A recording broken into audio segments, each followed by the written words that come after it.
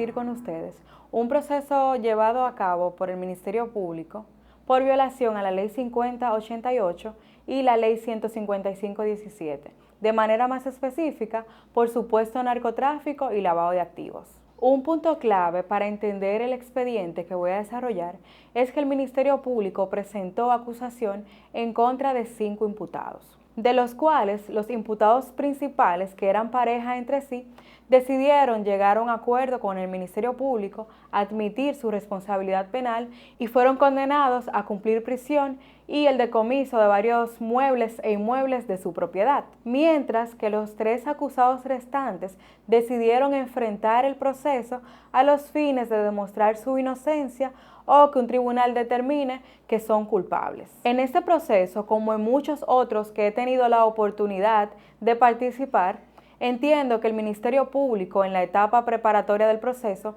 no realizó una investigación a profundidad que pudiera dar como resultado que los imputados ciertamente incurrieron en los tipos penales vinculados al narcotráfico y al lavado de activos. Se practicaron un total de 9 allanamientos, en los cuales se encontraron sustancias controladas, armas de fuego y otros objetos que presuntamente eran utilizados para la actividad ilícita. Pero es importante resaltar cómo fueron practicados esos allanamientos, a quiénes de los acusados estaban dirigidos y qué se le ocupó a cada uno a los fines de determinar cuál es su responsabilidad penal. En el allanamiento practicado al joven que decidió enfrentar el proceso, el Ministerio Público ocupó 2.53 gramos de marihuana y un arma de fuego. Sin embargo, este no se encontraba en el lugar al momento de realizarse el allanamiento, por lo que no puede asumirse que lo que el Ministerio Público ocupó le pertenece a él. Existe en materia procesal penal un principio de no autoincriminación. Por lo tanto, le corresponde al órgano acusador determinar bajo qué circunstancias concluyó que una persona X es la responsable de algún objeto ilícito que se encontrara en un allanamiento practicado, porque existe la posibilidad de que en una residencia convivan varias personas adultas y nadie es penalmente responsable por el hecho del otro. Esa arma de fuego, esa porción de marihuana que se ocupó, pudo haber correspondido a otra persona, y más si la persona que está siendo hoy objeto de un proceso penal no se encontraba en el lugar al momento de que se realizó el allanamiento.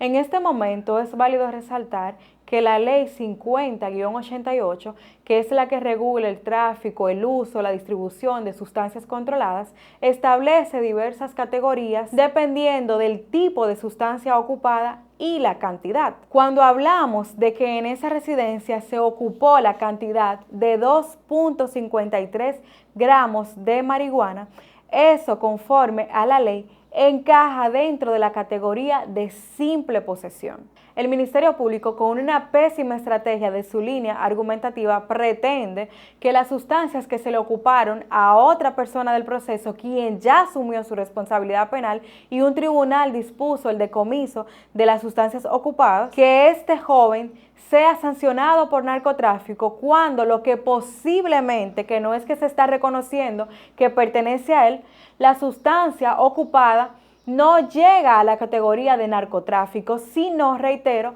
a la de simple posesión. Cuando hablamos de 2.53 gramos, debemos aterrizar la idea a que una sopita para cocinar tiene 10 gramos.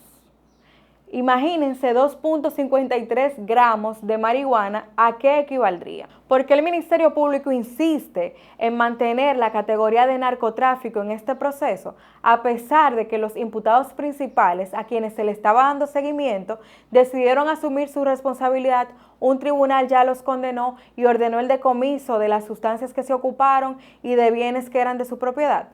Por eso mismo, se trata de una acusación sumamente ambiciosa, que son parte del patrimonio de esas personas que están siendo acusadas. Y no solamente de ellos, sino también de sus familiares, porque incluso la madre de ese joven que hoy está siendo sometida debió hacer una intervención voluntaria al proceso, porque el Ministerio Público pretende decomisar 2 apartamentos de su propiedad. a los cuales denominó en su escrito de acusación que son inmuebles de valores millonarios, lo que no es cierto. Son propiedades que el Ministerio Público las tasó y en la actualidad están valoradas aproximadamente por 5 millones de pesos cada una. Al final se tratan inmuebles de bajo costo y que son tasados en la actualidad, no ni siquiera en el momento en que se adquirió, que fueron en plano, que costaron alrededor de 2 millones de pesos financiados con un préstamo que todavía se está pagando. Si fueran propiedades productos del narcotráfico, desde el momento en que se adquirieron a la fecha, estuviesen saldadas. Y no es el caso, son préstamos que se están pagando cuota mes por mes. ¿Qué le expresó esta señora al Ministerio Público al momento de ser interrogada sobre la forma en que adquirió esos dos inmuebles? Que tuvo 2 matrimonios, actualmente es viuda, y que producto de esos matrimonios tuvo un hijo y decidió poner el inmueble a nombre de ella y ese hijo producto del primer matrimonio, y el segundo inmueble a nombre de ella y de su hijo del segundo matrimonio, para que en el momento en el que ya ella no esté en este mundo, entonces sus hijos no tengan un problema de herencia y que puedan identificar qué propiedad pertenece a cada quien. Además, esa señora le expresó al Ministerio Público que uno de sus nietos fue firmado por un equipo de béisbol por una suma que equivale a millones de pesos en la República Dominicana, y que también producto de ese dinero que recibió la familia pudo haber saldado uno de los inmuebles. Lo cierto es que en este expediente el Ministerio Público no cuenta con elementos suficientes para poder probar en una etapa de juicio que se ha incurrido en la categoría de narcotráfico y de lavado de activos en perjuicio de esas personas que están enfrentando el proceso. ¿Por qué lo digo también? Cuando analizamos el expediente de manera concreta, parte de las diligencias de investigación que se desarrollaron, el Ministerio Público en su relato fáctico establece que el imputado principal frecuentaba la residencia que está vinculada al joven acusado. Sin embargo, una cosa es lo que se dice y otro lo que se pueda probar. A pesar de que el hecho de que una persona que esté vinculada al narcotráfico frecuente una residencia no implica que a la que está visitando también esté vinculado a ese tipo de actividad, el Ministerio Público no aportó un solo elemento de prueba a través del cual se pueda corroborar que eso que ellos dicen ciertamente ocurría. Se montó una supuesta labor de inteligencia en el que un miembro de la policía o del mismo Ministerio Público le estaba dando seguimiento al imputado principal, pero no existe una fotografía, un video, absolutamente nada que concatene o que demuestre que ciertamente eso ocurría. Pero además de eso, el Ministerio Público interceptó los teléfonos que eran utilizados por la supuesta red de narcotráfico. De esos números de teléfonos que fueron interceptados, uno solo no corresponde a los que están hoy siendo sometidos al proceso. Las llamadas que están vinculadas a esa persona que decidió asumir su responsabilidad penal fueron transcritas en las pruebas que aportó el Ministerio Público, y no hay una sola conversación de ese imputado principal con ese joven que hoy está siendo acusado por narcotráfico. Una sola llamada de esa persona que asumió su responsabilidad penal con ese joven que hoy está enfrentando el proceso. Cuando se verifique el contenido de las transcripciones que realizó el Ministerio Público, ciertamente hay conversaciones que hablan de paquetes, de que me entregues, de que dejes esto aquí o esto allá, pero ya esas personas asumieron su responsabilidad. Diferente hubiese sido si ese joven tiene una sola llamada que se pueda entender o malinterpretar que está vinculada con el narcotráfico. Y no es así, no es el caso de la especie. Pero además, dentro del allanamiento que el Ministerio Público practicó a esa residencia que está vinculada a ese joven, se ocuparon cámaras de seguridad con su respectivo DVR. ¿Y qué hace el Ministerio Público? Aporta los DVR como pruebas materiales del proceso. Y aportar un DVR a un proceso penal como una prueba es el equivalente a aportar este lapicero. Es el equivalente a aportar cualquier otro objeto.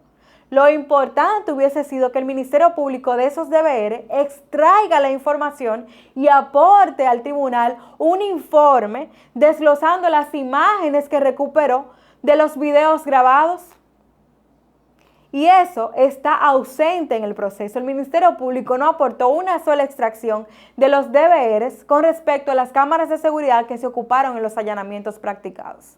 Y yo me pregunto, ¿qué hacemos con los DVRs que se ocuparon? Se aportó al proceso el objeto, no el contenido de ese objeto.